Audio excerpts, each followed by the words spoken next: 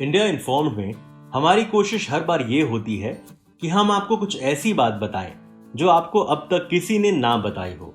आज हम आपको बताएंगे दुनिया की सबसे मशहूर पेंटिंग मोनालिसा का एक ऐसा राज जिससे शायद आप आज तक अनजान थे। आपने ये तो सुना होगा कि मोनालिसा दुनिया की सबसे मशहूर पेंटिंग है। ये पेंटिंग इतनी मशहूर है कि अगर ये पेंटिंग इंडिया में होती तो टूरिज्म से हमारा एनुअल इनकम 60% बढ़ जाता। जी हाँ, 2019 में 1 करोड़ टूरिस्ट इंडिया आए और 60 लाख टूरिस्ट गए फ्रांस में पेरिस के लूव म्यूजियम, जहां एक कमरे में सिर्फ ये एक पेंटिंग है और कुछ नहीं। अब सवाल है, क्या आप जानते हैं कि आखिर इस पेंटिंग में ऐसा क्या है जो इसे सबसे ज्यादा मशहूर बनाता है? माइकल एंजेलो की the creation of Adam, Leonardo da Vinci की द लास्ट सपर और रफाएल की द स्कूल ऑफ एथेंस दुनिया की सबसे मशहूर पेंटिंग में शुमार की जाती है। लेकिन मोनालिसा एक पेंटिंग के तौर पर सबसे अलग है। हर पेंटिंग का एक मोल है, कम या ज्यादा, लेकिन मोनालिसा अनमोल है। कहते हैं मोनालिसा का एक राज था जो डा विंची ने सिर्फ फ्रांस के राजा फ्रांकोआ I को बताया था। क्या था वो राज?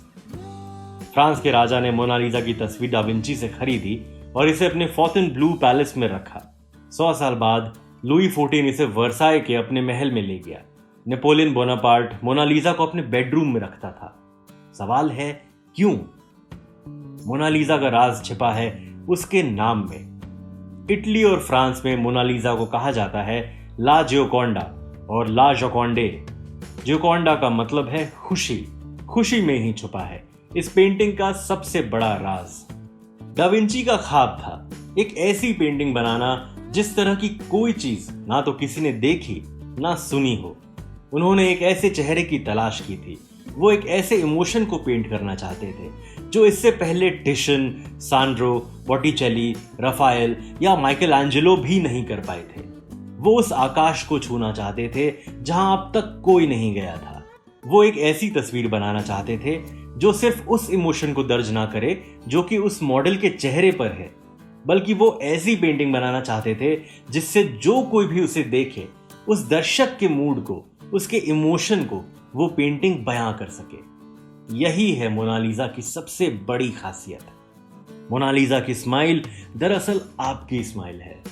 मोनालिसा एक मिरर है जिसमें आप अपने मूड का रिफ्लेक्शन देख सकते हैं। अगर आप खुश हैं तो आपको लगेगा कि मोनालिसा मुस्कुरा रही है। अगर आप तनाव में हैं तो आपको लगेगा कि मोनालिसा भी तनाव में है। यही है मोनालिसा की मिस्ट्री, मोनालिसा का एनिग्मा। अब सवाल है कि डा विंची ने ऐसा किया कैसे? डा विंची ने इसके लिए पेंटिंग में कई नए प्रयोग किए। अगर आप इस तस्वीर को गौर से देखिए तो आपको लगेगा कि मोनालिसा सिर्फ और सिर्फ आपको देख रही है। इस फील को लाने के लिए डा विंची ने सिटर को जिस पोज में बिठाया उसे कहते हैं कॉन्ट्रापोस्टो। यहां मॉडल या सिटर यानी बैठने वाले का चेहरा आगे की ओर झुकाकर पेंटर से थोड़ा एंगल्ड अवे पोज में बिठाया जाता है। तस्वीर खिंचवाने का ये पोज डा विंची की वजह से इतना मशहूर हुआ कि अगर आज भी आप पासपोर्ट साइज फोटो खिंचवाने किसी स्टूडियो में जाते हैं तो वहां कैमरामैन आपको इसी पोज में बिठाकर आपकी फोटो लेता है। मोनालिसा के एनिग्मेटिक एक्सप्रेशन को मुमकिन बनाने के लिए डा विंची ने खास तकनीक अपनाई जिसे स्फुमाटो कहते हैं। उन्होंने महिला के तीखे नाक नक्श को ब्रश से सॉफ्ट और हेविली शेड किया। उसके बालों और कपड़ों पर सेंशुअस कर्व्स बनाए। चेहरे के सारे आउटलाइन को महीन ब्रश से ब्लर किया, जिससे चेहरे पर एक खास तरह की आभा बन गई। पेंटिंग जिंदगी के और ज्यादा करीब आ गई। उन्होंने पेंटिंग में लाइट एंड डार्क का ड्रामेटिक कॉन्ट्रास्ट पैदा किया। इससे चेहरे पर शांति और स्थिरता का भाव बना। ये पहली पेंटिंग है जिसमें किसी बैठे हुए शख्स के पीछे एक काल्पनिक लैंडस्केप बनाया गया। पेंटिंग की कला में इसे एरियल पर्सपेक्टिव कहते हैं। आप अगर नीचे से ऊपर की ओर पेंटिंग को देखें तो पाएंगे कि नीचे के हिस्से को वार्म कलर से पेंट किया गया है।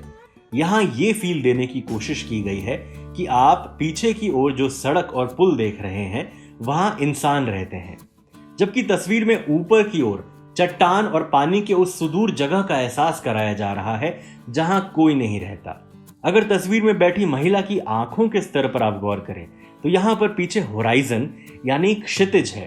इस तरह सिटर के पीछे 3 लेवल लैंडस्केप के जरिए पेंटिंग में हल्की मुस्कान और पीछे खुला आसमान, असली और आदर्श, कुदरत और इंसानियत के बीच अद्भुत सामंजस्य बनाने में दा विंची कामयाब रहे हैं।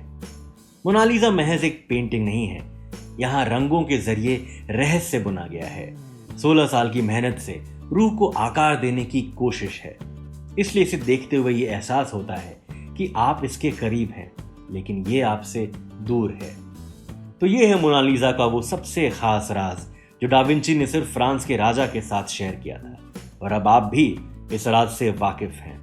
इसी तरह की और भी इंटरेस्टिंग स्टोरीज देखने के लिए आप इंडिया इन्फॉर्म को लाइक कीजिए, सब्सक्राइब कीजिए और शेयर कीजिए।